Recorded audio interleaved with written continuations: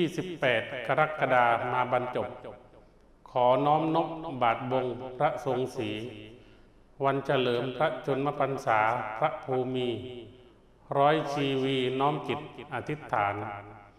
พระบารมีปกเกล้าประชาราษฎร์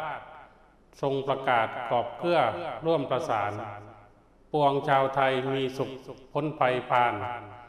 ประกอบการใช้ชีวิตสุขสดใส73ชนมพรรษาเรืองสวัสดิ์อัญเชิญพระไตรลักษณ์เป็นหลักชัยให้พระองค์เกษมสุขนิรัติสัยผองชาวไทยขอพระองค์ทรงพระเจริญด้วยเกล้าด้วยกระหม่อมขอเดชะข้าพระพุทธเจ้านายวรภพ เชิญนุกูลปฏิรูปที่ดินจังหวัดปัตตานี